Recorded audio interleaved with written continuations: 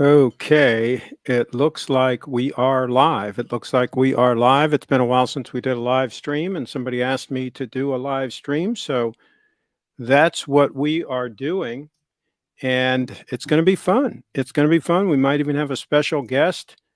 And there's the stunner.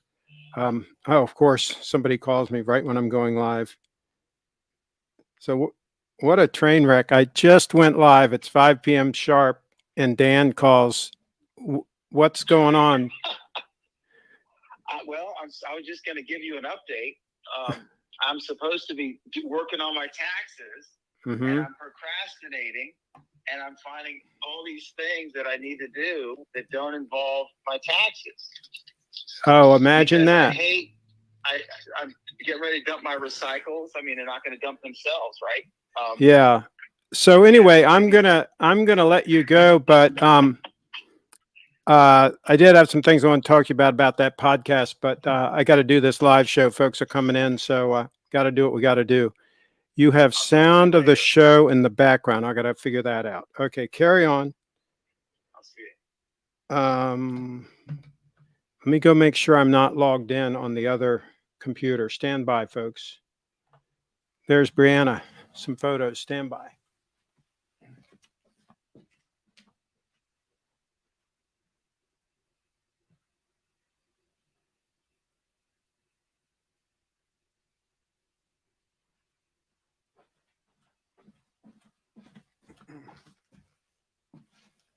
So I'm not logged in on the other computers. I don't know what is causing that. Of course, we haven't done a live stream for a while.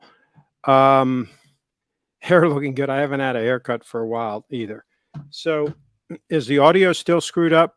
Let me get another confirmation from you guys. I don't know what would be causing it.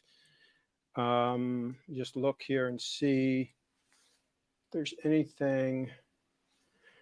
I just don't see anything local here. Let me know. Still there. Describe a little more what it sounds like. What is the sound that you're getting? Still feedback coming from somewhere. You sure it's not on your end? Let confirm anybody else that's in there. Are you guys getting the feedback? Durr says audio is fine. Let's get some confirmations from some other people on the audio. Gone now. Okay, good. Don't know. Don't know where it came from. Some errant audio. What'd you guys think about these pictures? Those were taken with my new iPhone 14 Pro. And I do have some news for you guys. I've been wearing the 002. I don't hear it now. Good. I've been wearing the 002 for almost 2 months now. Almost 2 months now as my sole watch. I just want to see if I can do it. I'm doing a test. And I love it. I love wearing this all the time. Let me see if I can switch to which one is this camera? Is it this one? Yeah. Let's see there.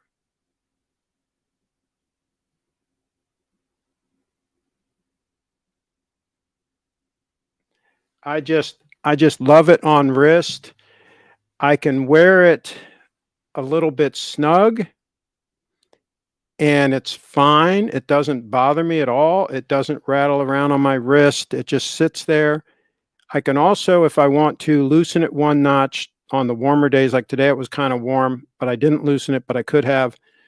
And even when I do that, even one notch looser, it still doesn't like slide around and like jingle around on my wrist like a bracelet would do, right? If the bracelet was a little bit loose. So that's the thing. The problem that I've always had with bracelets is getting them just right. And even with the micro adjustments and all, it's either a little bit tight or a little bit loose. It's kind of like almost impossible to get them right for the whole day, right? And so with the leather strap, it just kind of like sits there and just does its thing. And I was never a strap guy, folks, but I am now. And Lost Spring Bar says, nice daily beater. Yeah, these are robust. They hold up really well. I've been really beating this thing around. I do have a couple of little scratches here and there, but you really don't notice them. The clasp is scratched up quite a bit, but again, it looks stunning, even scratched. Let me show you on this other camera.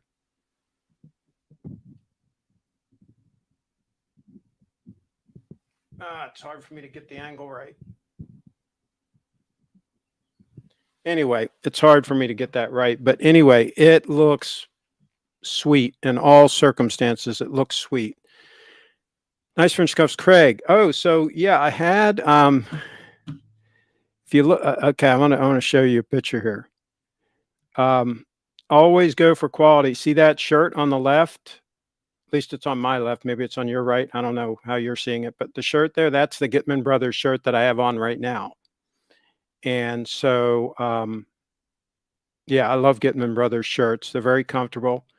And I figured I'd go with the open collar. Maybe you guys can get a look at the little faux pay necklace in there. Give you a little sneak peek at that 18 karat gold faux pay necklace that, by the way, I have been wearing 24/7. I never take it off. And it's fine. I've gotten used to it. Doesn't bother me one bit. I literally wear it all the time. And it's like it just disappeared, like it's not even there. And soap gets on it. Everything gets on it. You know, it doesn't seem to matter. It still looks fine. Well, let me pull it out. It still looks fine no matter what. And it's been months. I don't know when we went to Steve's event. You guys will tell me how many months it's been, but literally it's been on the whole time because my eyes are shot, so I can't see enough to undo the clasp even if I wanted to.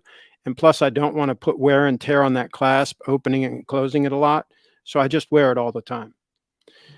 All right, let me get caught up on the comments here. Does anyone else hear Chipmunk, Craig, or is it just me? Oh my God. Time to go back to the day date. Said it might be getting close to the time when you might want to buy a day date. Once the prices crash some more, it might be a good idea to do that. Man, I'm way behind on the comments here. Okay. Time to sell the 002. You got to upgrade with all that Bitcoin. You can afford to get into something at least decent. Oh, I love the 002. What's the thoughts on the new Rolex 1908? From what I saw, I kind of liked it. I don't like what I see as far as the case of the new Daytona. I think they ruined that. They went from the rounded to more of a slab side thing, at least the pictures I've seen. If they did, that was one of the best cases that Rolex makes, that and the Yachtmaster, and I think they screwed it up. Let's see. Craig, you're back, says Derek. Okay. I'm just trying to catch up. I prefer a standard tang buckle to the Deployment 02 because it's nearly as thick. This actually sits on the wrist very nice. I don't have any issues whatsoever with how it sits, and it's so easy on and off with these two triggers that I wouldn't change a thing as far as that. And it's holding up great so far. Let's see. You have the beater 002 for bathroom cleaning and yard work. You can do anything with these watches. They're really robust. It's very hard to find an 002, says Sammy. Maybe they're getting harder to find. I think there's a couple of them on eBay. Craig, if you were at a pool party with some hot babes and they were horse playing and threw you into the pool, would the 002 be okay? We'd find out under those circumstances. We'd certainly find out. If not, it'll go in for servicing. I have nothing against sending a watch in for servicing if it needs it. And in that case, if it stops, oh, it says I'm backstage. Oh, Kyle's in here. Okay, let me bring Kyle in. The Kylester. Hey guys, can you hear me? Yeah. That's good. It looks like you're sitting in the dark, but other than that, there's a privacy thing that I have over the camera on the computer, and I think when I installed it or whatnot, it's not quite right over the lens of the camera. What is that thing for? Is that so that people can't watch you all the time. It's like that paranoid thing. People put tape and stuff. I actually like bought That's a what little thing. Zuckerberg does. He's got tape on his camera. I've seen that. Yeah, I saw a picture of that. Yeah.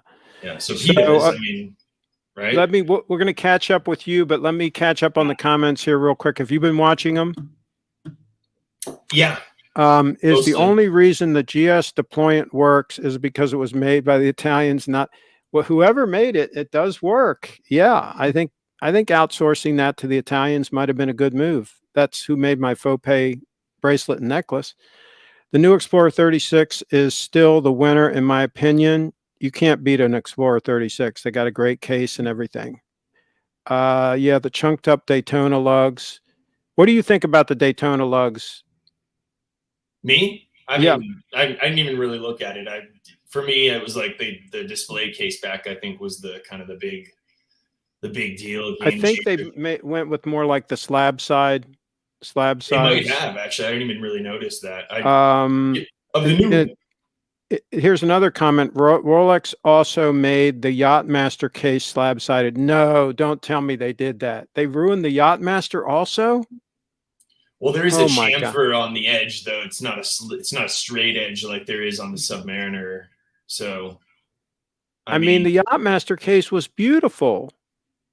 I still like the new one. I think it's fine because they softened the edge. It doesn't go to like on my Submariner. It's just comes to a point, but they softened the edge. So it looks to me. I mean, I haven't seen it in person yet, but it looks to me like it would be pretty comfortable. Might be okay.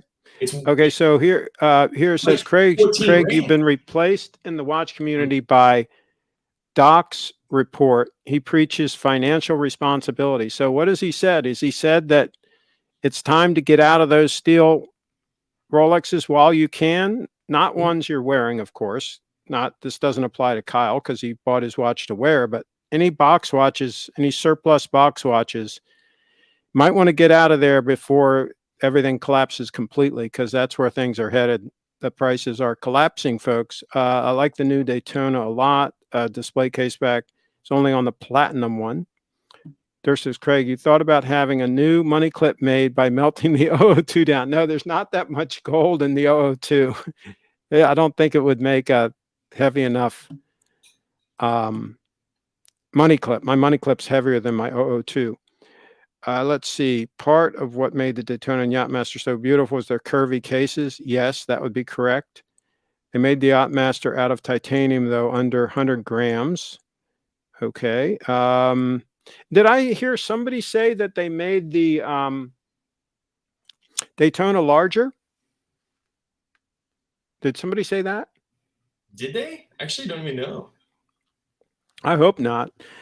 Dur's in the house. Craig, you need to buy the dip. Rolex is down. You need to buy more. Prices will rise by the. No. See, here's the thing with Rolex, and we're starting to see this play out. You had a lot of speculators and a lot of people that looked to Rolex to be a store of value for them. And so instead of putting their money in stocks or bonds or whatever, they wanted something to stash some money in. And so they chose Rolex watches. And so what we're seeing happen now is the speculators are starting to get out first. And that's why more people are getting the call, is because instead of the middleman taking the watch to flip it, there's not enough margin anymore. He can't make enough money flipping it. And so they're going to go ahead and call a regular retail customer and sell it to him, right? So there's several models right now that you can actually buy and not be able to flip for a profit. And that's kind of new. And so as that starts happening with more models, it's going to be a cascading thing where people start saying, maybe my watch isn't going to hold its value. Maybe I better get out. And all of a sudden, you're going to see the gray market people getting out. You're going to see, quote, investors who bought a bunch of watches as investments start to get out. And then the thing's going to crumble. And what we're going to end up, my prediction is 2 years from now, we're going to end up back where Rolex was like 8 years ago, where you could go in and get a discount on most steel models You could get a more substantial discount on any gold model, and they're not going to make you buy an engagement ring. They're not going to make you buy an Omega in order to get a Rolex. All of this nonsense is going to go away, and it's going to be back to normal. See, what we had with this big run up with Rolex prices, especially the steel sports models, is unusual. This is not normal. And it was a huge bubble. And as people start waking up, they're going to realize that, uh-oh, this is a real problem. And they're going to start liquidating. And so watch out, folks. And by the way, whenever you get out of something like that, it's better to get out a year early than a day or two late. Once the thing really collapses, it's going to really collapse. And word's going to spread around rapidly because of the internet. The internet's no joke as far as communicating that information. And so if the crash is coming a year from now, I would get out now and be a year early, as opposed to wait until it really happens. And then you're calling all your gray market buddies and they're all saying, hey, sorry, I'm not buying any watches right now. And some of them are starting to say that already, by the way. Some of them are already telling people, I'm not buying any more watches right now. I've got, more than enough. Thanks, but no thanks. So what are your contacts saying, Kyle? As far as what? The watch market. Availability and such? Gray market. Like, what's the gray market doing? To be honest with you, I don't really track it all that often because I'm not in the market for a watch, right now. So, and plus I would never really consider buying one on the gray market anyway, if it was a Rolex. So I just, anything that's offered to me new from an AD, I consider it when the offer comes through. But yeah, I don't want to pay secondary pricing, so I just wait. And if something that I'm on the list for comes through, then if it's something I like, I buy it. And if it's not something I'm wearing often, then it goes too. So yeah, that's what happens. What's going on with your 231? I also wanted to say too, I mean, wouldn't you think that if you sold the 002 and the 231, you could just get that, forget steel Rolex, like you said, just get the all gold GMT that they just came. I like that watch. I saw the all gold. I saw the all gold GMT.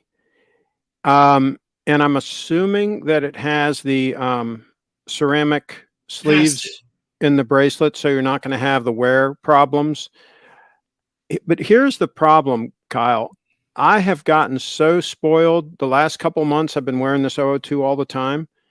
I've gotten so spoiled. It is so freaking comfortable. I've never had a Rolex that was as comfortable as this on wrist. And my Date 8 was very comfortable, but nothing even close to this. I can't even describe it. You'd have to actually do it. You'd have to actually wear it for a couple of months, and then I think you would know what I'm saying. It literally is a joy to wear. It's like, I mean, it like sits there and hugs the wrist. And by the way, the leather, the inside of the leather is fine. It's not wearing. It's not doing anything. Here, let me see if I can show you guys. Well, there's no doubt in my mind that that's a comfortable watch. Absolutely. I've worn it and it's not deteriorating, I mean, the only thing I was worried about with this watch was everybody said, well, the strap is only going to last like 2 weeks and it's going to start smelling and it's going to, all come apart. And it's just, you can't wear it in the heat and all of this stuff. Right. And I've been wearing it. And today it was really warm and I was wearing it and it's like, it's fine. Nothing is happening to it. Right. So I don't know, maybe they had really cheap, shitty straps or something, or I don't know. Are you going to take that? What are you going to take on the Invicta cruise? Are you going to take the 002 or are you going to take the 231? What am I going to take where? On the Invicta cruise, when we all go on the Invicta cruise out of Florida. I would take the 002. I think what we need to really do is we need to go to Japan and straighten out Grand Seiko with some new models. Hey, what's going on there? I don't know if I feel like their watches are getting worse. Like, they are, and they are. And so I talked to Steve. What the heck is that? And he says he might be willing to do a show, maybe even as soon as next week. That'd be cool. So, but he wants to hear from some of you guys. He wants to hear from some of you guys. I'm here, and we should do a show, and we should lean on him. Yeah, we should listen, Steve, we've got to fix this problem. There's a problem. We need to fix it.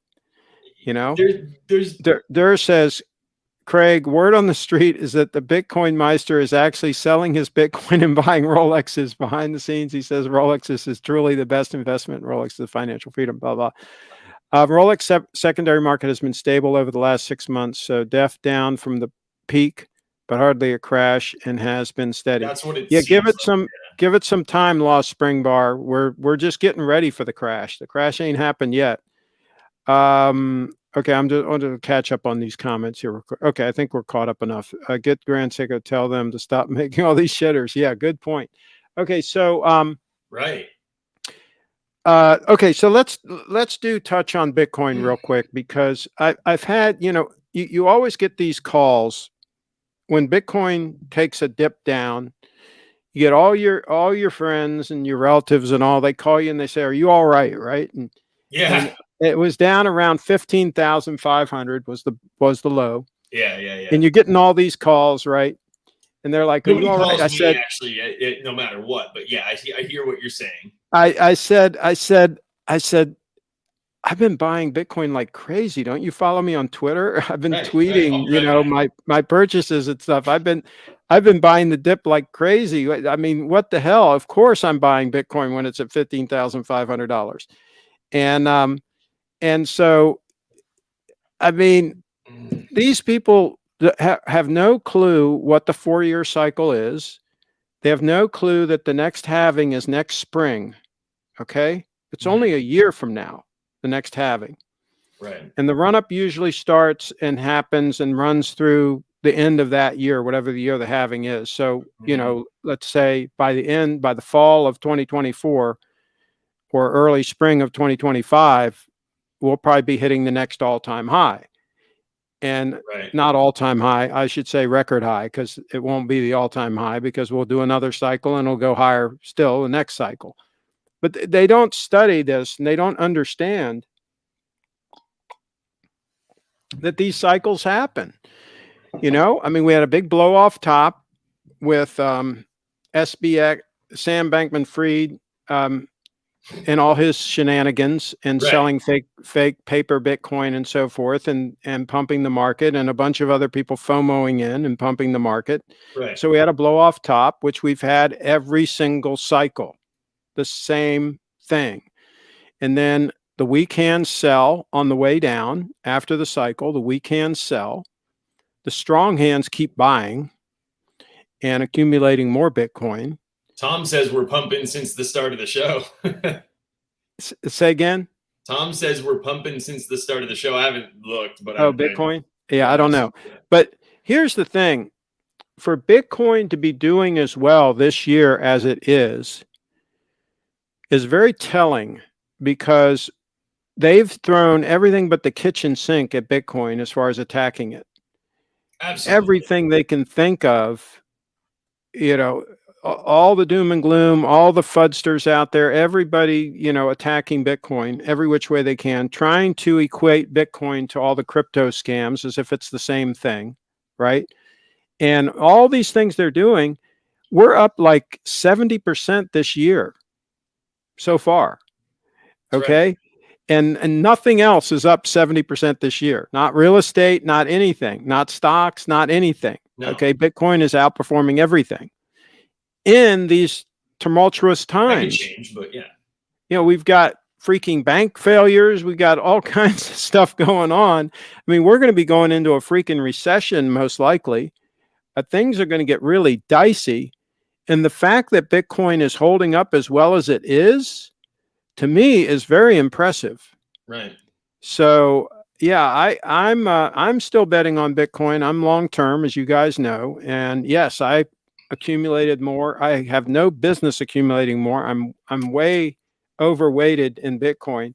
Oh, let me show you, Kyle, something here. Yeah. See if I have it on this computer over here. This is my allocation to Bitcoin, folks. Let me see if I can get this on the screen. Now let's see. I'm going to make it full screen here. Solo layout. There we go. Okay. So this is my allocation to Bitcoin.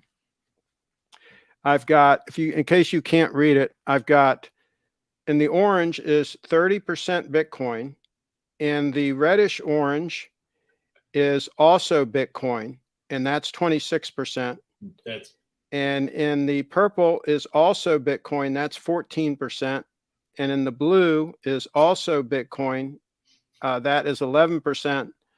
The green is also Bitcoin at 6%, and so on and so forth. So in other words, it's all Bitcoin. Absolutely.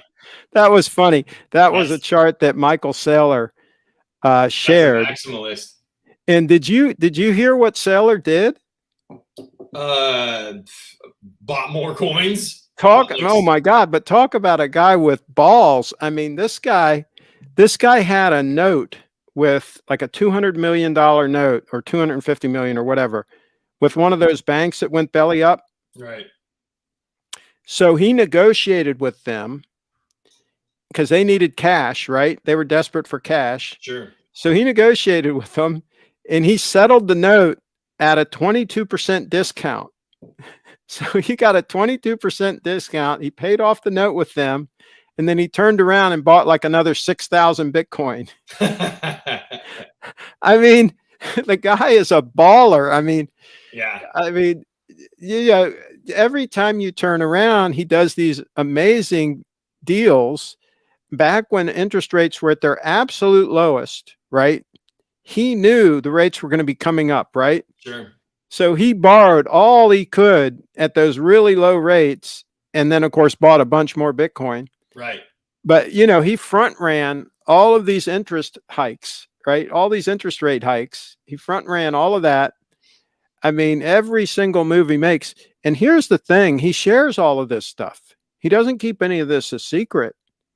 And so it's like you're taking an open book test.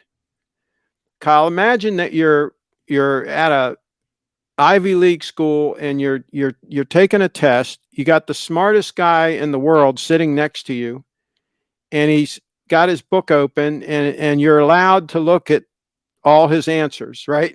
I know. I mean, that's what we got going on here. We got one of the smartest guys in the freaking world, and all you have to do is follow his playbook. Just gonna say he's giving you the playbook, but I mean, yeah, do what makes sense for you, of course, but yeah, I mean, he front ran on, he wrote the book, The Mobile Wave. Right. And he predicted all of the stuff with Facebook and Twitter and all the mobile apps and all that. He predicted all that stuff before any of it existed. He predicted exactly what was going to happen. And then he backed up his predictions with money. He bought stock in all those companies that were going to do those things. Right. Right? Google, Facebook, all of them, Apple. He bought stock in all of them, right? And that's how he made his first billion. Okay. So here's a guy that skates to where the puck is going to be, like Gretzky, right? This is the guy who knows where the hell things are going. And so I'm not going to second guess him. Who the hell am I to second guess him? Right. Let's see. Derek says, not sure, Craig, but please get that date. You know what? I think that my AD down here, the one that was jerking me around in Frederick, I think they lost their Rolex franchise. Ouch. I think they lost it. Rolex has been killing a number of them, a number of the smaller franchises. Yeah. ADs, whatever you want to call them. They've been killing a number of them off. So, that's what's been going on. So what else have you guys been up to out there? What's going on out in California? Yeah. So I saw Sammy was Let me asking. I'm put still Kyle here. back up Still here. in Oh, Venice. wait, I'm sorry. Oh, no Okay, worries. there. Go ahead. Yeah, still here in Venice. So what are you going to Florida? Because I mean, that's still in the cards for me eventually, but since we were still here, Okay, so it's interesting you ask, because I talked to my realtor just the other day, and my lease with my current tenant down there in Sarasota is due to expire November 1. right. And I told him, I said, this winter has been really mild here. I told him, I said, listen, if she'll pay enough rent, if we can get enough out of her, then maybe I'll kick the can one more year, give her one Right. more year. But I haven't made the final decision, and we don't know how much she's willing to pay. So it's going to depend on those variables as to whether or not I'm already preparing. I've got tons of boxes. I'm ready to box everything up and do what I need to do. Yep. So there's a lot of different This moving parts to see, depending on what I do end up doing. But I'm leaning towards pulling the ripcord and getting rid of this place, but I might end up still keeping both places. right. So I don't know yet, to answer your question, but I will know probably by June or July. I'll probably have to make my final decision. Right. It's going to Depending on happen what. at some point. It's not a matter of if, it's when. That's Right. correct. Yeah. And how much she's willing to pay. Right. Of I course. can be tempted. Let's see. Word on the street is that Triforce Rich has fully converted over to Bitcoin and is trying to snatch up some 36 millimeter Grand Seikos. I told him he's a Grand Seiko for that. What is Triforce Rich doing these days? Does anybody know? Hey, if that's what he's doing, What? might be on the right track. Is he still working at Little Treasury? I actually have no idea. Does anybody know? Let us know in the chat if anybody has the Okay, so Lost Springgar says, I am a Lange fan. I upgraded my GS002 to a Lange 1815 up down best watch. Yeah, that's a mistake. That watch is not, that particular Lange is not very attractive. Actually, none of them really that I've seen are really that attractive. I don't like the lugs that look like they're glued onto the case. Remember when they first went from pocket watches to wrist watches, they made it look like they kind of like added the lugs as an afterthought and then put a strap on it, and like it was still a pocket watch, but it was to go on the wrist. That's what the first wristwatches were like, right? That was normal back then. That isn't normal now. The lugs should be more integrated into the case, and plus the dial on that is a little bit busy. The whole thing is like, in the hands don't look that attractive. The dial and stuff, it just doesn't look high end. I know it's a super high end brand, and if you look at the back of it and you look at the movement and stuff like that, it looks real high end, but that's not what I'm looking at all day. So yeah, that was a big mistake for anybody to sell the 002 and move into one of those. So yeah, Triforce Rich is dating Hillary Clinton's campaign manager. Oh God, I hope not. And Sammy the Bunny says, what's the best way to buy and store BTC? I have a page on my website, CraigShipp.com/Bitcoin. But I have no problem with you buying Bitcoin from Coinbase. You can use the Strike app, which is you're going to be able to buy smaller amounts with that and then work your way up to bigger amounts.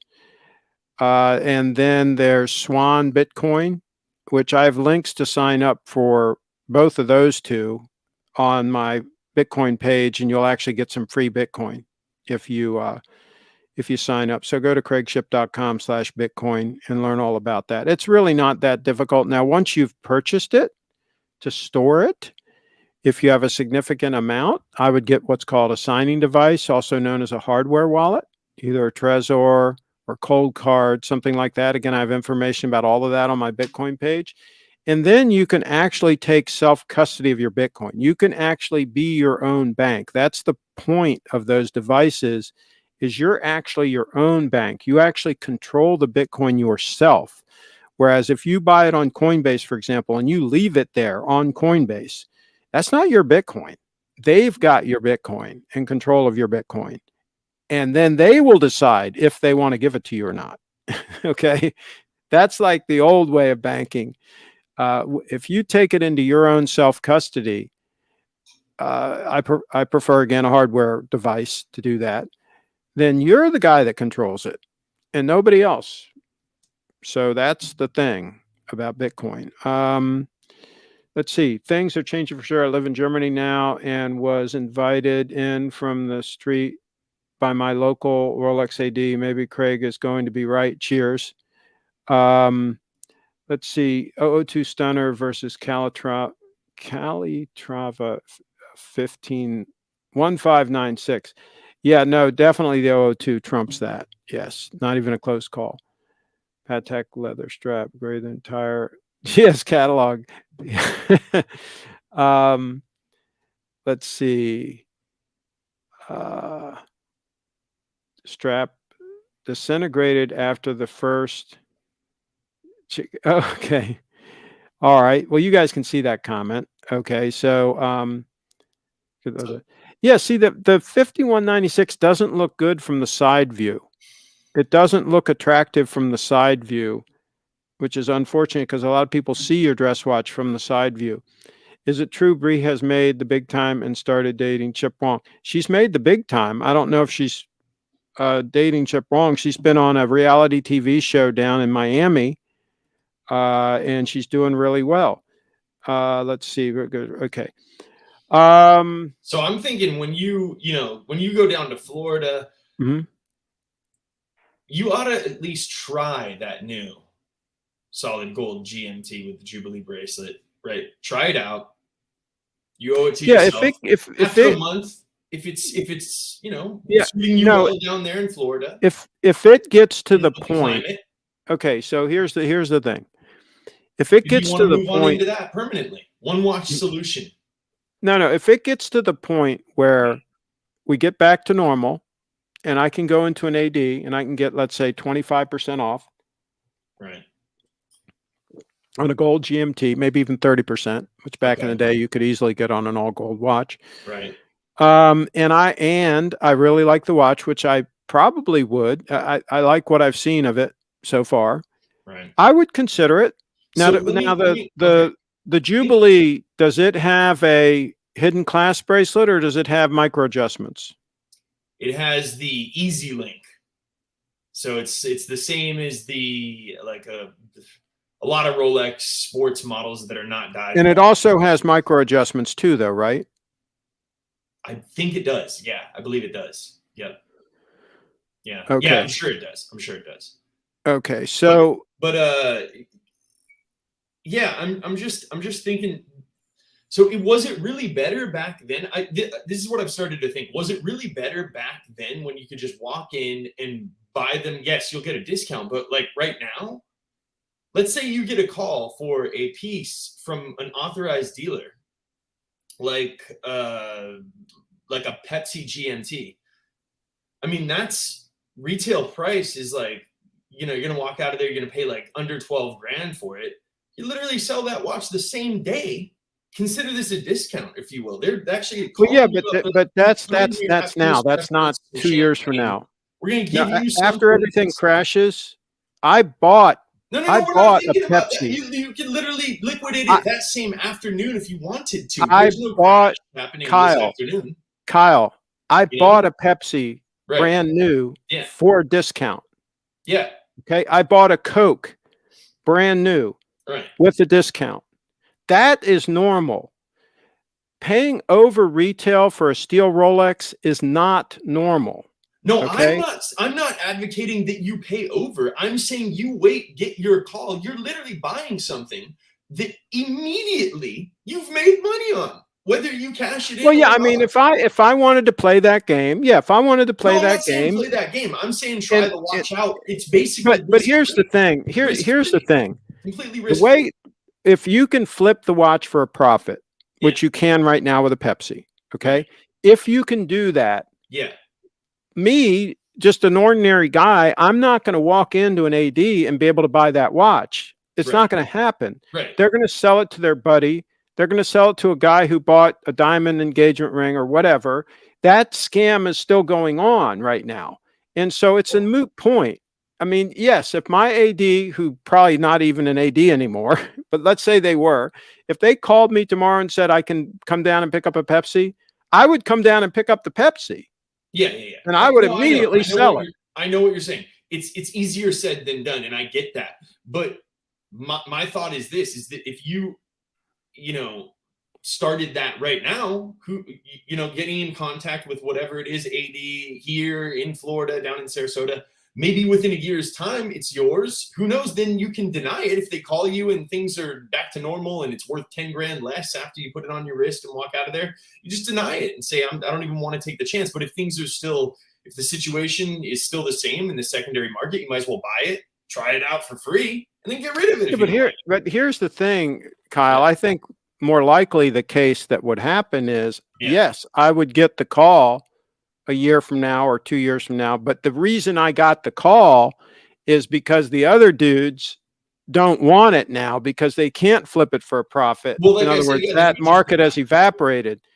And so I'm just wasting my time is what I'm saying. I mean, yeah, sure, there's a whole lot of things I could do. I don't think you are wasting your time, because at the end of the day, I believe you would wear that watch and you'd say, yeah, I don't need those either Grand Seiko anymore. It's going to go sell those, wear this every day. Wait, which one? The gold? Are you talking about the gold GMT? Yeah, one watch every day.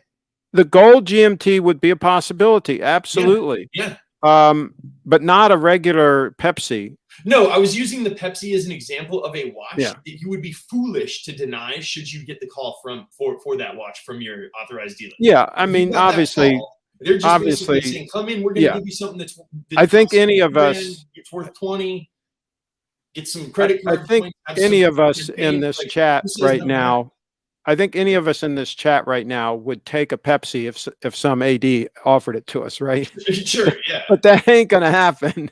I know. Well, it's not going to happen unless you try. Shoot.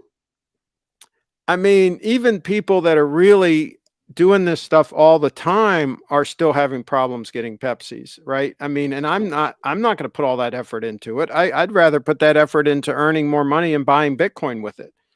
Right. Well, I was using the Pepsi as an example of what somebody, maybe not you, but somebody else, like if they're getting the call, it's a hot piece, whatnot. But like I was saying for you, maybe you just straight up ask for the gold one only. This is the piece I want in a year's time or 6 months time when it comes through. If the secondary market, things have changed, then you just deny it. You don't take the risk. But if they're the same, then maybe you say, oh, buy that, You'll get probably $1,000 in credit card points.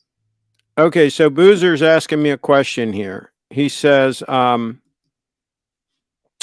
if your Prius got wrecked, would you go out and find another Gen 2 little old lady garage kept Prius? I'll tell you what I'm planning on doing when I go down to Florida, because I will be at that point semi-retired, because right now I'm still working the Frederick.com site. And so now that since I'm up here, I have things to do, right? So I'm I can be busy with that, right? But once I go down to Florida, I'm not going to be busy with that. So I'm going to need something else to do. I always want to do something, right? Yeah. And so what I'm going to do is I'm going to monitor Facebook Marketplace, Craigslist, all of these things. And I'm going to have a list of cars, primarily Toyotas, that I'm looking for that are what you just said, that are little old lady, garage kept. Let's say they're 20 years old with like 30,000 miles on them, that sort of thing. Like, let's say I get lucky and I stumble across a Land Cruiser, for example. If I get that for a halfway decent price, I can resell that and make a nice lick, right? And so that's what I'll be doing. I'll be searching out cream puffs and trying to pounce on them quick before anybody else with cash in my hand and ice that deal before they've realized that, they've underpriced it or whatever. And I've done this before. I did this for many years, right? And it's fun and I enjoy it. And I know what to look for when I examine the cars. I can tell if they've been wrecked or not, all those kinds of things. And so I'm just going to have one vehicle as my daily driver and then always have one vehicle that I'm flipping and just keep doing that. And once I flip the second vehicle, then just replace it with something else and then rinse and repeat. And so I'm going to do that because Sarasota is a great place to do that because there are a lot of little old ladies that are affluent and that have garages and that have low mileage cars sitting in the garages. So, and they die and the cars come up for sale and or they get to the point where they can't drive anymore and the cars come up for sale. And sometimes it's a family member that's selling it that's in a hurry that doesn't want to mess with it. Sometimes they're not even local. They might be in New York or something and don't want to fool with it much. And so if you act fast, you can get some cream puffs that way. So yeah, that's what I'm planning on doing down in Sarasota, and I think it'll be fun. Yeah. So I'll let you guys know if I get any real cool stuff. With that gold GMT on wrist, that'd be good. When I'm going to buy Fern's car, yeah. But no, you guys always keep trying to talk me out of. Let me put this back up here. The GMT will go under the cuff there. You guys always try to talk me out of this stunner. But here's the thing. I mean, let me put this full screen. I mean, look at that. Look at that 002. I mean, it is just unfreaking believable. And every time I look at it to check the time or whatever, I'm like mesmerized by the second hand just sweeping around and the light playing off of the indices. And I'll see the picture on the right there, how the light just plays off it. And again, the pictures do not do it justice. Let's see how the Invicta community responds to both. Say again. Make our decision after that. Say again. We'll see how the Invicta community responds on the cruise, and we'll see how the 002 comes out after the 7 or so days on that boat and jacuzzis and the rest of it. And if now Andreas says, Craig, you sound like Clive waiting around a funeral parlor. Yeah, that's what you do to get the cars. The other thing that you can do, too flashy, trade in for Yachtmaster. The other thing that you can do is, and I told my buddy this, I said, because he needs a car and he doesn't have much money. And so, because he didn't buy Bitcoin years ago when I told him to. So I told him, I said, go to churches on Sunday mornings, drive around the lot. When you see a 10-year-old, Toyota Corolla or Toyota Camry or whatever, fill in the blank, maybe 20 years old, that's like new with low mileage, put a little note on it, a little handwritten note for Fern. If you ever think about selling this, give me a call and put your phone number. I've gotten cars that way. Okay. Good idea. And sometimes they'll call you like months later. And you get the first shot at it, right? So you go to the churches, the big churches with a big parking lot, and you drive around, and it's real easy to spot the low mileage, older vehicle that, hasn't been driven much. They stand out like a sore thumb, and then you put a little note on it, and that's how you snag them. You snag cars that aren't already for sale. That's the best car to snag, is one that is not yet advertised, because you're not competing with anybody.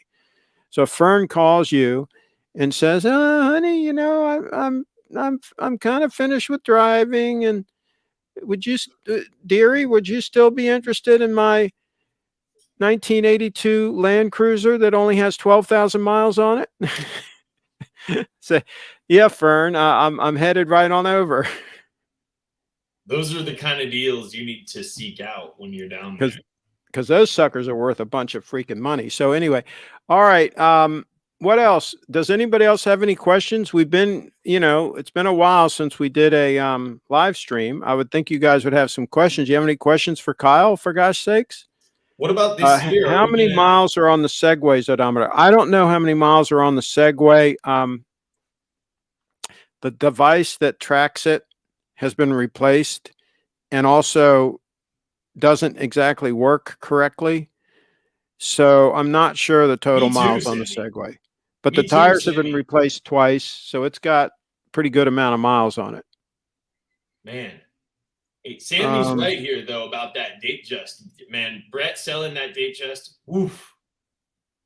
Yeah, but now he can buy the that GMT, the gold GMT. And I think he'll have something every bit as nice. I think he'll have something every bit as nice as the Datejust, and he'll have the ceramic sleeves and all that. So that could be a lifetime watch for him. He's got enough right now, though. I'm sure he's got a Grand Seiko. He's got a GMT. He's got a just a couple Submariners. I think he's fine. But I'll tell you, it's hard to top an all gold GMT Master. Yeah, I agree. It's hard to top that. That's why you got to get that, Craig. I mean, that's checking every box. I am considering it. But I will wait. I'm patient. I'll wait till the market crashes. I'll wait till there's blood in the streets. When there's blood in the streets, that's when I take action. Okay? That could happen. I mean, I have no idea. We go into a serious recession. Do you know what's happening right now with commercial real estate? No. That the occupancy rates in some of the major cities, they're like 60% occupied. Wow. They're like 40% unoccupied. Wow. I mean, it is really getting dicey. And these big investment companies and all, like BlackRock and so forth, that have been buying up a lot of these properties and so forth. Right. And they're seeing these kinds of occupancy rates and stuff. I mean, they're really in deep doo-doo. And a lot of the pension funds and everything that invested in all this stuff, I mean, there's going to be some days of reckoning coming, and there's going to be some interesting things that are going to happen when all these things start defaulting, and there starts to be a run on the bank. We haven't seen a real run on the bank yet, on the banks, plural, right? And when they start crashing and burning, none of them have any money. Okay, they don't have any money to give people. So if a bunch of people start going to the bank and asking for their money, by the way, anybody in this chat, if you've got money in the bank and you think it's safe, think twice. Okay? Yeah. Because when all hell breaks loose and they throw up their hands and they say, sorry, we just don't have any money. And well, what about FDIC insurance? Well, guess what? FDIC doesn't have any money either. They have a small fraction of what they need to pay off if people start really going in and asking for their money.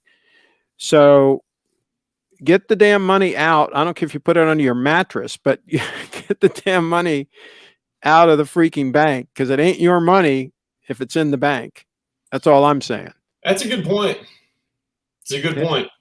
And it could get dicey. It could get really dicey. It's musical chairs, and there's not going to be enough chairs.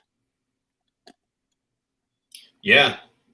Yeah. And if you don't think, when all this starts coming to a head, if you don't think people are going to be liquidating their watches for extra cash, when they're up against it, then, you'll see, you'll find out, because that'll be one of the first things they'll sell.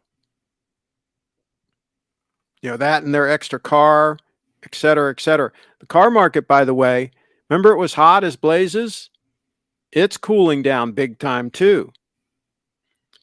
Now used car prices are plummeting.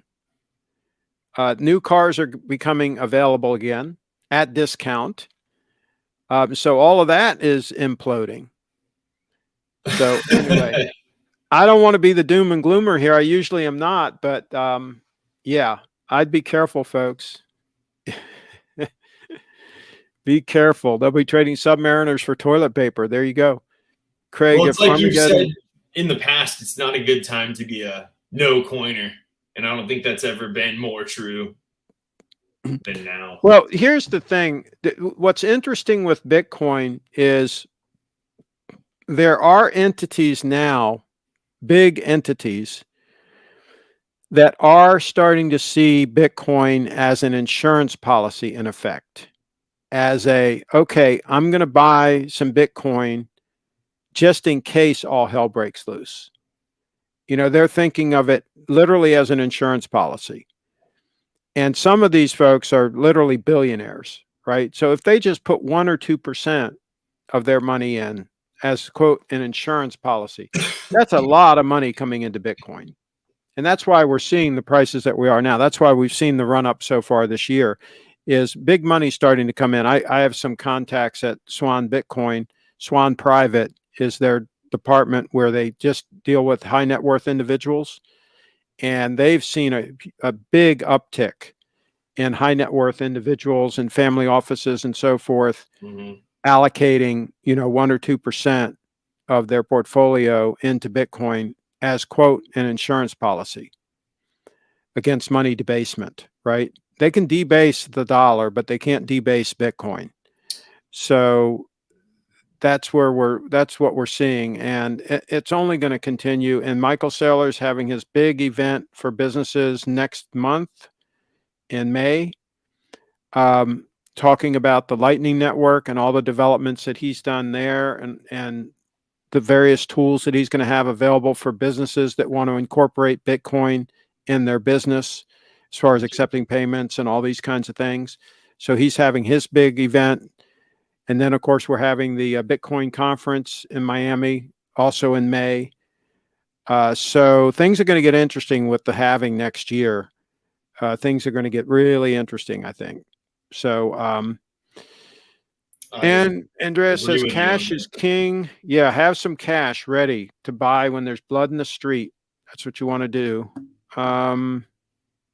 All right, so I guess we're going to wrap it up. This has been fun, just catching up with everybody. Anything else you want to tell us from California? Are they still like, are there still homeless people like defecating in the street and all these kinds of things? Or they've gotten rid of a lot of them. I mean, they're all off the Venice boardwalk, thankfully. They're all. So that's kind of overblown. People are kind of exaggerating that problem. Well, I mean, for a while it was certainly true. And, it was right here, but they cleaned them. The majority of them were taken off of the boardwalk probably a year and a half ago or so.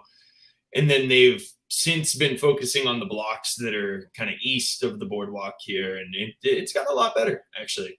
So, And I mean, what about in other parts of LA? Are there still it's still terrible in other parts of LA? It's still absolutely horrible. Yeah. Yeah. And we've had quite a bit of weather too this year. We've had a lot of rain days, way more than usual. So a lot of snow in the mountains. What's bizarre about LA is they always bitch about not having enough water, right? I know.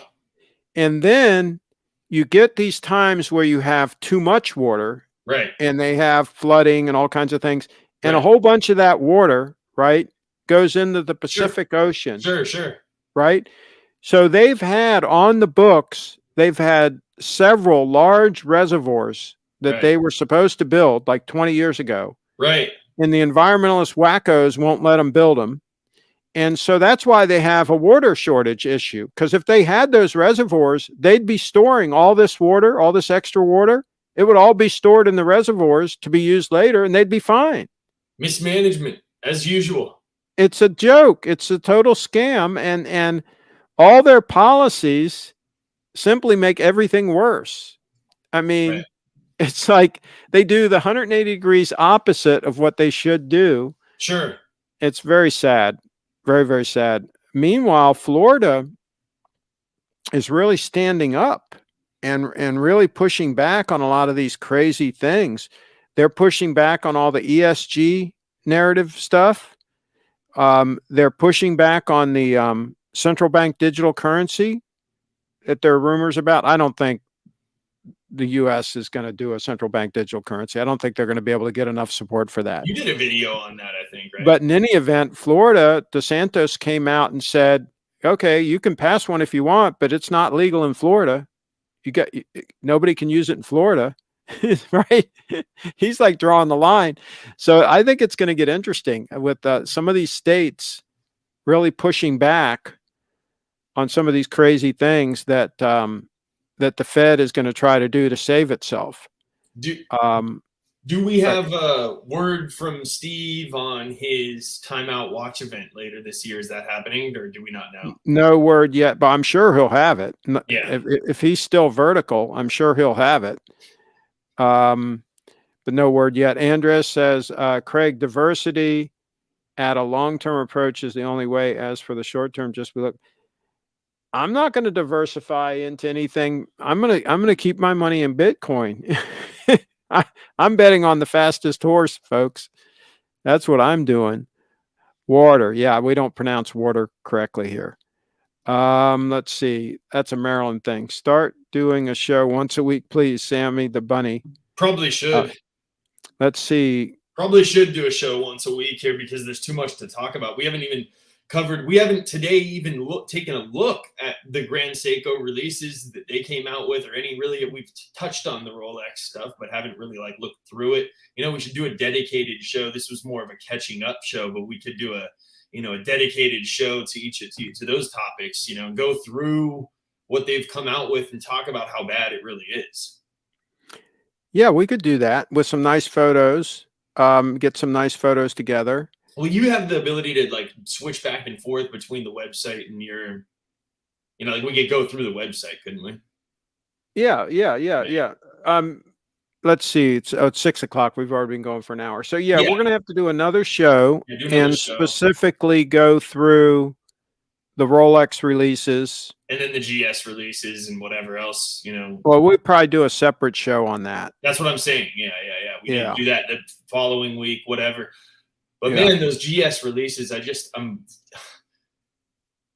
be confused if I just had found the brand and went to their website. I mean, it's just all over the place. It's so much easier the way that Rolex does it, where there's dedicated names to specific like watches, and you go there and then you can kind of choose dial colors and things like that. Whereas Grand Seiko, you're just scrolling through. It's a mess. The whole it's a total mess. It's a total disaster.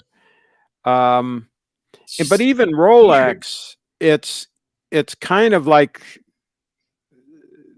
some of the dial choices they've made and things like that. Well, I agree with that. Yeah. It's like, sometimes you don't, even though it allows you to change the dial, like all their choices are the ones I don't want. Like, no, I agree with you. Yeah. Absolutely. I mean, it's like, and then the biggest problem with Rolex is, you can sit there and pick what you want to your heart's content, and then you can't buy it. Yeah, exactly. I mean, so I don't know about all that, but add to the list of Grand Seiko problems. I know it's such a hodgepodge of it's like somebody threw up their website. Come on, man, like design this better. Let's get some names to watches too, so you can actually tell people which one you have. Like, I mean, if you picked up a Grand Seiko GMT right now, people don't even know what you got because how many of them do they make? Multiple. Yeah. There's a ton of them, all different cases and everything. It's a cluster. You know what? Hey, evidently they like doing that, and as far as I know, they're at capacity as far as the number of watches they can make. They have a very limited number of watches that they can make. I'm not asking them to make more. I'm asking them to make less. Yeah, I mean, and it seems like to me, if they do have limited personnel, that if they had a more focused product line like we're talking about, that they could also make more watches, right? Because if you've got Joe Schmo and he's got to make this watch and he's going to make some different watch, he's got to change up and do stuff differently, right? If he's just making, the O2 stunner that we would design, right? If he's just making that every day, one after the other, then maybe he could crank out more as well. So several models in their lineup, I just trash that. Never make that again. I never even want to look at that again. Just disgustingly ugly. And then there's other stuff. I'm like, well, you could be making twice as many of these.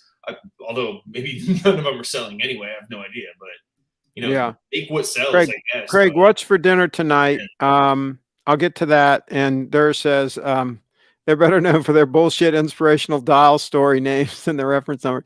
true. Yeah, it is ridiculous. But anyway, we're beating a dead horse at this point. But here's the thing. For the dedicated video.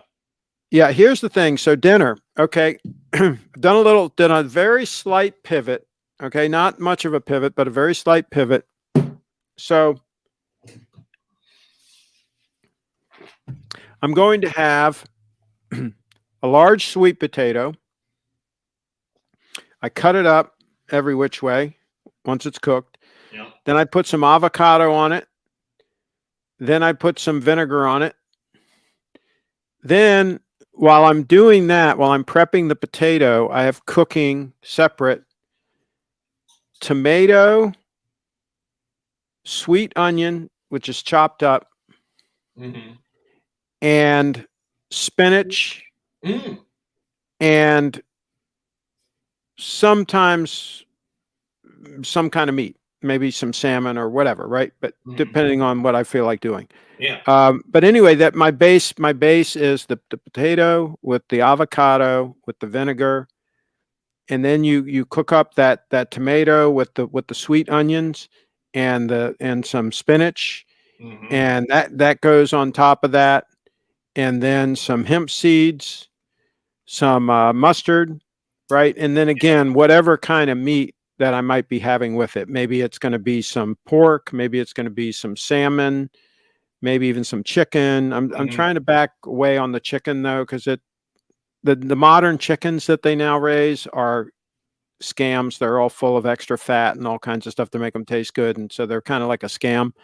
So anyway, I'm backing away from that a little bit, but so yeah, it ends up really good. And adding the sweet onions, they're very nutritious, but you just got to make sure that your partner is eating them too.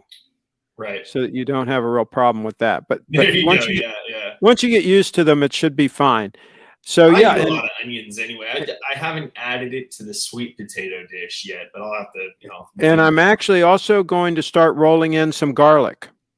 Garlic's good too. I eat a lot of garlic too. Garlic, believe it or not, is even more nutritious than onions. Sure.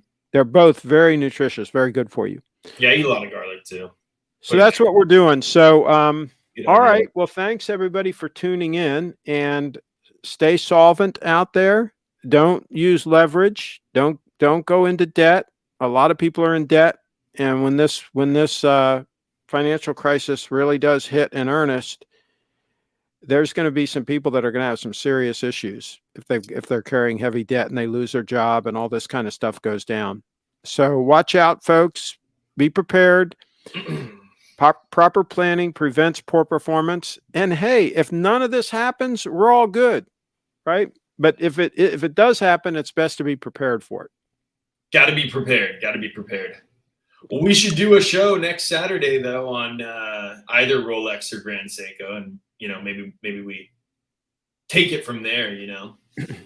Okay, so do I still do 100 push-ups every day and go on nature walks? I walk at least maybe 4 or 5 hours a day. Yes, I take long walks, and I alternate arms and push-up days alternate.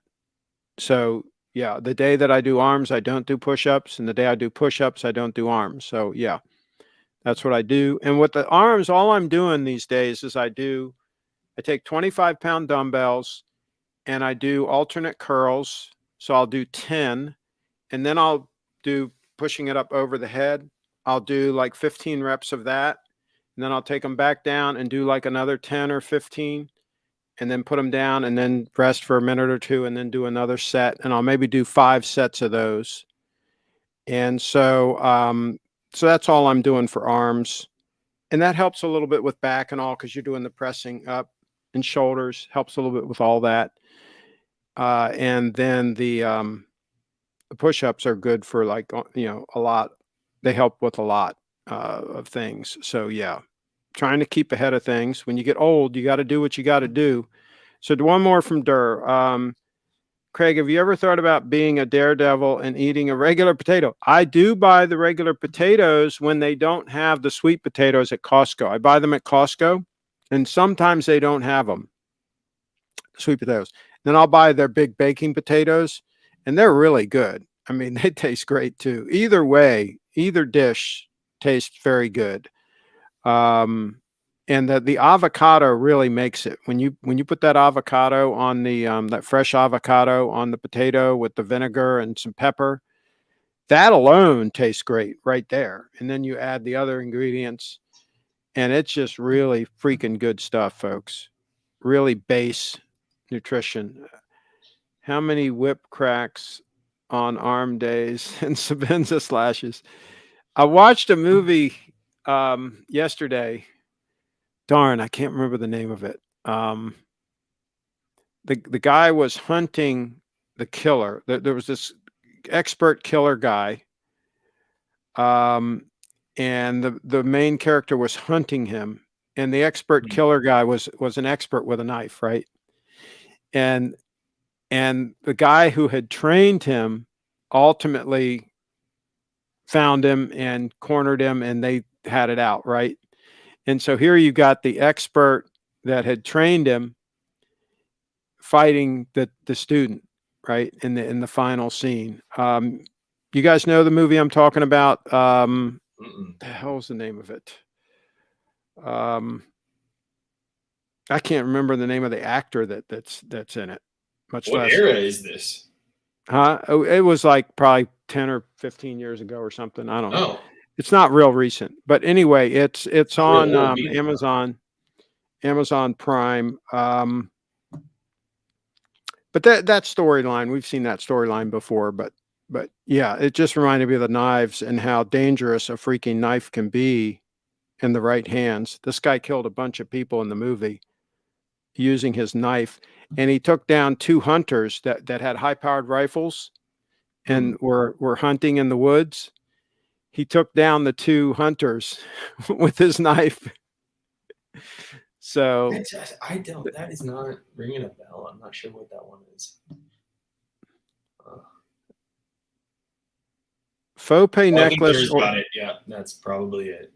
What? Say again? Dur's got it. I think. Yeah.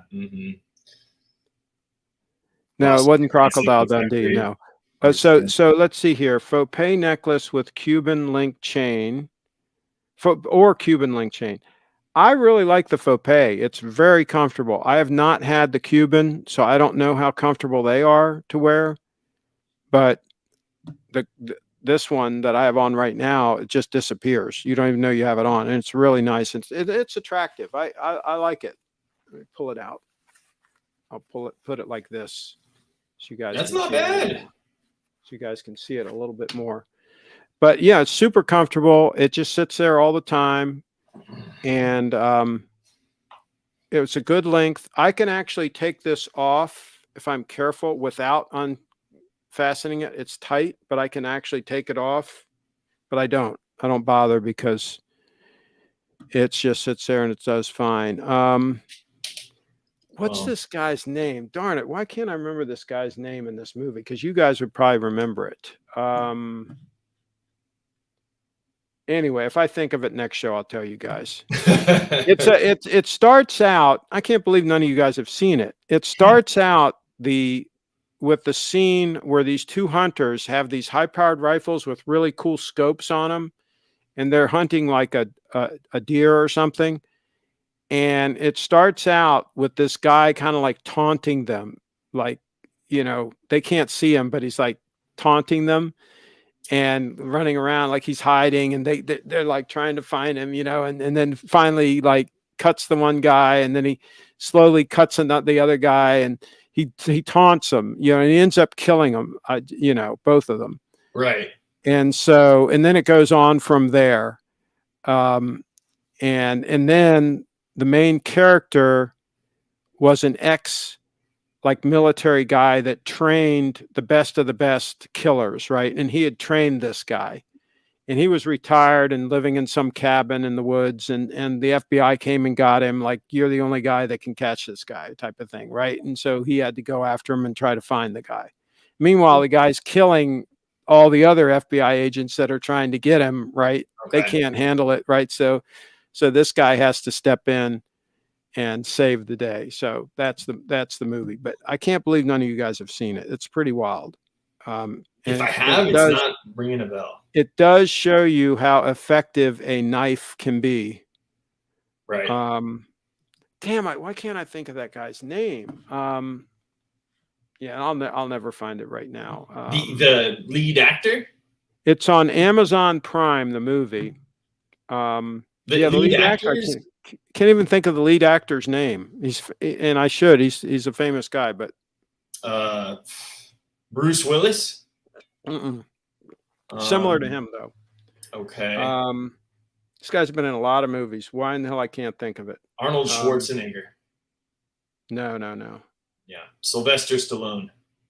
No. I'd know all them, but Jean-Claude Van Damme. This guy is like Kurt Russell. the movie The Fugitive. Remember that movie? Oh, Harrison Ford. No. Tommy Lee Jones. Yeah, that's him. Yeah. Tommy Lee Jones. Okay. I think he was in it. Yeah, he's in it. Yeah. So if you search Tommy Lee Jones, let me search it on this computer here. Maybe it was the sequel to Fugitive. What was that? Let me see if I can find it. I'll find the movie now that I know his name. Okay, so yeah, it's Tommy Lee Jones. Yeah, he was in The Fugitive. I know. I'm saying it was probably the sequel to The Fugitive. He was in U.S. Marshals. Yeah, U.S. Marshals. He was in Men in Black. It wasn't U.S. Marshals, no. And let me see. I'll find it here. Yeah. Batman Forever. That's what you're thinking of, right? Batman. The Hunted. Okay, so it's The Hunted. The Hunted. Okay. 2003. So if you guys want to see how effective a knife can be, then watch the movie The Hunted from 2003. Was Rob Schneider in it as well? Huh? Rob Schneider was also in that movie? The Hunted? Let me see here. Well, that's what Durr said. Are you looking at it? Wahlberg and Rob Schneider are in it. Okay, so... I have to watch it if Kevin Costner and The Rock are in it, and Eddie Murphy. And no, not in The Hunted. That's insane. No, not in The Hunted from 2003. No, this guy, Benicio del Toro or whatever, he was the killer guy. Is Samuel L. Jackson in it then? He has to be. No. The only actor that you're going to know that's in this is Tommy Lee Jones. The others are just like character actors that aren't that famous, but they're okay. They're good actors, but the only good actor in this is Tommy Lee Jones. Right. But like I say, if you want to see how effective a blade instrument can be, this is the definitive movie to watch. Did you like North by Northwest? Yeah, it's a fun movie. Yeah. Yeah, you liked that one. Yeah. Mm-hmm. Yeah, that's a good one. Eva Marie Saint was smoking hot in it. Yeah. So nothing wrong there. Yeah. All right. So there we go. We got the name of the movie. So now I don't have to worry about that. All right, folks. Be safe out there. Ben is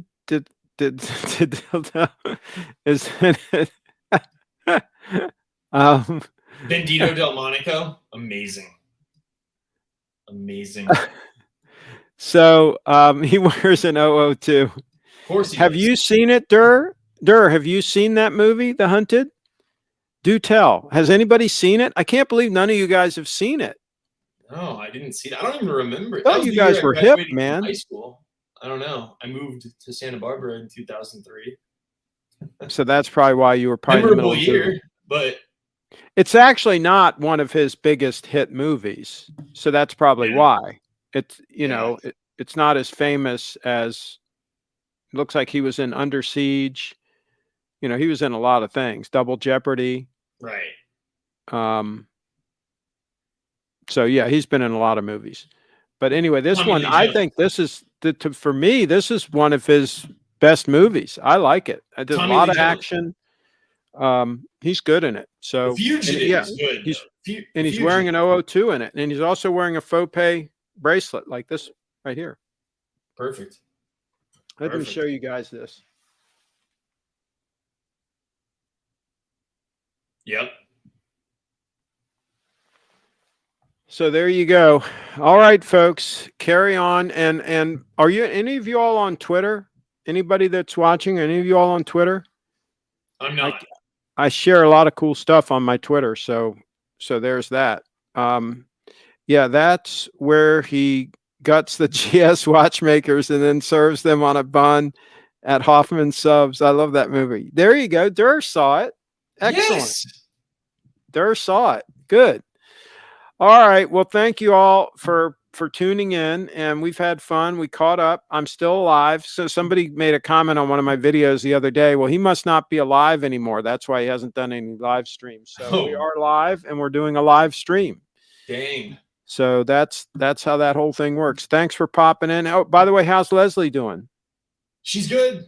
She's good. Yeah, she couldn't make the show today. She's still working, but she's really good. Yeah. Well, somebody's got to bring home the bacon, right? Well, I worked earlier today too. I'm taking now. I try not to do much on Mondays, Tuesdays, because I have a lot to do the rest of the days a week. So we've been going up to the mountains every week on Monday and Tuesdays and going snowboarding. So it's been a good year. You all have had like record amounts of snow. That's been really good for skiing. Yeah, so I bought the weekday, season pass to the local mountains, and I've just been going up there every. How long does it take you to get to the ski slopes from where you are? An hour and 40 minutes to get to the. That's not bad at all. Yeah, no, it's not. I mean, beach to skiing, Yeah. And I think I'm going to start skiing again. I haven't skied in 30 years, but I bought all the gear this year, and I've been hesitant to start because I've been snowboarding for so long now, but I'm thinking about switching back, giving it skiing a try, and making sure I can still do it. But I'm good. Yeah. Yeah. One of the guys that I'm in the Bitcoiners have a space that they do on Twitter called Toxic Happy Hour. They do it 2 p.m. Eastern time every day, and I pop in there sometimes and talk with them. Okay. And one of the guys that hosts that, he's in LA. Oh, and he skis often. Yeah. For the same reasons and so forth. Yeah. So absolutely. It's a great deal. Yeah, that's especially when you have as much snow as you guys have had, this last month or so. Crazy amounts up there. Yeah. Yeah. And that makes for some good skiing. It does. All right. Well, carry on. And everybody, thanks for watching. And remember, there's my allocation to Bitcoin right there. Yeah. Turns out that it's about 100%. So that's how you do it. That's the way to do it. Carry on. Thanks, guys. Bye-bye.